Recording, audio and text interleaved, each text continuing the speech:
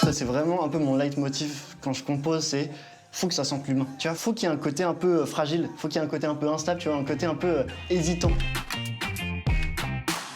Salut, c'est Isos, je m'appelle Antoine, j'ai 23 ans, je suis beatmaker, youtubeur et voici mon mode portrait pour Click. Bonjour, c'est Isos, bienvenue dans cette nouvelle vidéo. Il y a quelques jours est sortie la mixtape Mills 3 de Ninho. Et il s'avère que j'ai eu la chance de bosser dessus en composant la prod du morceau Zipette.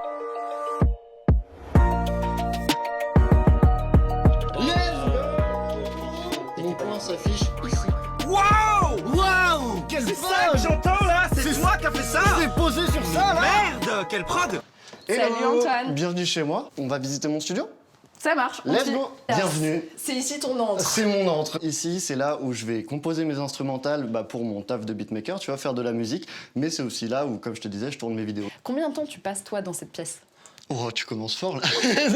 Vraiment, au moins 10 heures par jour, je pense, facilement. Toi, t'as commencé quand? Parce que je crois que t'es très précoce pour le coup à faire de la musique. Début collège, tu vois, en 6e, ma carrière s'est jouée sur un malentendu. C'était un anniversaire, mon parrain m'avait offert une carte cadeau d'une enseigne high-tech, etc., de 30 €. Et j'étais un peu un geek, tu vois, j'aimais bien les ordi, tout ça. Je me suis dit, bon, je vais prendre un logiciel. De quoi, je savais pas.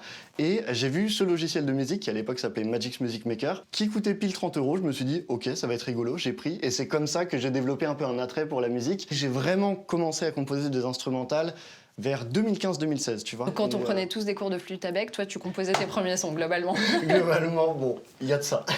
Est-ce qu'il faut être musicien pour être beatmaker? Tout dépend ce qu'on entend par musicien. En tout cas, t'es pas obligé d'avoir de la théorie musicale. T'es pas obligé de connaître les accords, les gammes, les trucs. Même moi, je suis vraiment pas au point là-dessus, je vais pas te mentir. Faut vraiment aimer la musique et il faut avoir un sens de la musicalité et surtout, faut avoir des propositions en fait. Pour ceux qui te connaissent pas, quels sont les prods les plus identifiés que tu aies faites? Bah, ça va être les morceaux que j'ai fait pour Ninho, tu vois, ça va être Zipette, qui a très bien marché. Y'en a peu qui follow la cadence. Là, tu sens que c'est pas la même qu'avant, non. Cette année, j'ai fait du papier. Pratique, TVRS, Longtemps que j'ai quitté le four, et c'est trop bien pour finir à la mairie. Joue loin du monde. Y'a les flics qui tournent, les petits sont sans casque sur le zip. Comment ça s'est passé notamment pour l'un d'eux? Quelle est l'expérience la plus marquante que t'aies eue? À chaque fois, c'est des histoires différentes en vrai.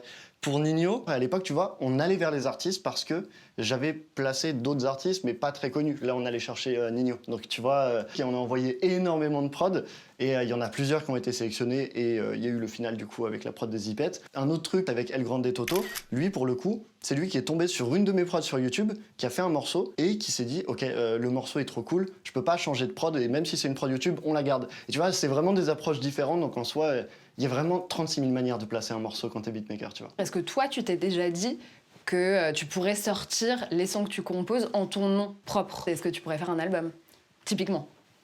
Est-ce que c'est pas déjà en projet, mais on sait pas, c'est beaucoup de suppositions, c'est bizarre. Est-ce que toi, tu retravailles en fonction aussi des demandes des artistes? Comment l'échange se passe avec eux? Tout dépend, la majorité des artistes, quand tu bosses un peu en distanciel et que t'envoies des prods, t'envoies ta prod et c'est fini. Là où je trouve que c'est plus intéressant, quand tu vas en studio avec l'artiste, tu vois, t'es en studio, t'amènes une idée, l'artiste peut rebondir et vous construisez ensemble, tu vois, il y a un truc un peu de synergie artistique. Bonjour, c'est Isos, bienvenue dans cette nouvelle vidéo. Mesdames et messieurs, match retour incroyable, c'est maintenant. Vous les avez reconnus, vous les connaissez déjà, c'est Berry Wham. Qu'est-ce qu'on va faire aujourd'hui, messieurs? Aujourd'hui, c'est la manche 2 de Ouais. notre concept beatboxer versus beatmaker. Pour rappeler très rapidement ce format, qu'est-ce que c'est? Ils font un extrait en beatbox, j'ai 15 minutes pour le refaire en mode instrumental. C'est parti! Let's go! C'est des bâtards, c'est tellement des bâtards. Mais j'ai 15 minutes pour refaire ça! Alors, c'est quoi la mélo? Mais attends, comment? Tadadadam. Il me reste combien de temps? 5 minutes, est-ce que ça va le faire? Très peu! Et alors, que dire du travail d'Isos? Ah, Isos, Oh, c'est le moment où ça me régale, let's go! Profite. bah c'est pas fou. Non, Isos, on valide de fou parce qu'il a vraiment réussi à démocratiser ce côté beatmaking qui était un peu des gens dans l'ombre qui composaient dans leur coin et rendre le format très ludique sur YouTube et accessible au grand public. En vrai, même nous, on utilise aussi du beatmaking quand on produit notre beatbox. Du coup, c'est vrai que on regarde aussi tes tutoriels et on apprend des petits trucs. Du coup, ça nous sert en vrai même pour nous. Un peu de son, c'est parti!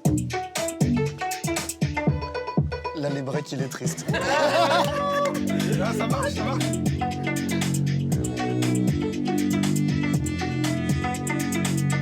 Aïe aïe Pourquoi être allé sur YouTube? Est-ce que le beatmaking ne te permettait pas de vivre? Qu'est-ce que t'avais besoin d'autre chose? Avec plusieurs autres beatmakers, on est un peu la première génération des beatmakers Type Beat. Les Type Beat, c'est le fait de mettre une instrumentale sur YouTube en l'identifiant. Par exemple, je fais une instrumentale, elle peut coller à Damso. Je vais la mettre sur YouTube en mettant Damso Type Beat, c'est-à-dire instrumental type Damso. Ça, c'est un vrai business. J'ai commencé à vivre grâce au Type Beat, donc j'en vivais déjà. Après, YouTube, en fait, je l'ai fait parce que déjà, j'aime bien faire de la vidéo. J'avais envie de démocratiser le beatmaking et j'avais envie de mon côté, essayer de rendre ça accessible au plus de gens via YouTube, tu vois. En ce moment, c'est assez complexe parce que j'essaye de développer YouTube. Ma répartition de temps, c'est plus du 80% YouTube, 20% beatmaking. Ce qui est énorme. YouTube, c'est un tout. Tu fais des vidéos YouTube, après tu as tous les à côté, c'est-à-dire tu gères tes réseaux sociaux parce que tu as un job d'influenceur, tu gères des relations avec des marques parce que tu as des OP. Un de mes focus, ça va être de redonner un peu de place à la musique parce que ça me manque. En quoi TikTok a complètement changé la musique? TikTok, c'est une folie. Tout peut devenir viral en fait. Demain, t'es un artiste, tu n'es personne.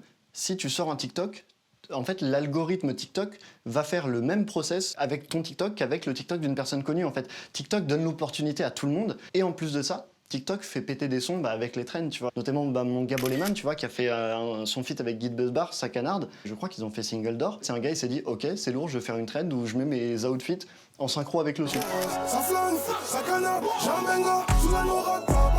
C'est démentiel. Mais du coup, ça a aussi un côté négatif parce que il y a des artistes qui sont devenus un peu matrixés. Ok, je fais un album, faut qu'il y ait un son TikTok, tu vois. Et il y a des gens qui veulent trop aller chercher la trend, alors que justement avec TikTok, ce qui est beau, c'est cette spontanéité, tu vois, ce truc pas attendu.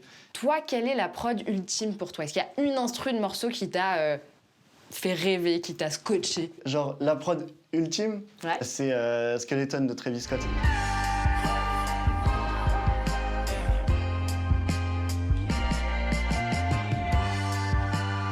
Ce que j'aime trop dans cette prod, et c'est ce que je recherche dans la musique, c'est, j'appelle ça le côté organique. Ça vit, tu vois, genre il y a de la vie, c'est vivant, ça bouge, ça sent l'humain. Toi, t'arrives à comprendre ce qui fait qu'un son va à un moment devenir intemporel? Ouais, encore une fois, je pense que ça dépend du public. Tu peux pas t'avancer là-dessus, il n'y a pas de recette, sinon tout le monde ferait des sons intemporels, tu vois. Et c'est justement la beauté de la chose. Des fois, ça marche pas, tu te casses les dents, et ça durera pas, et c'est pas grave, au moins tu l'auras fait.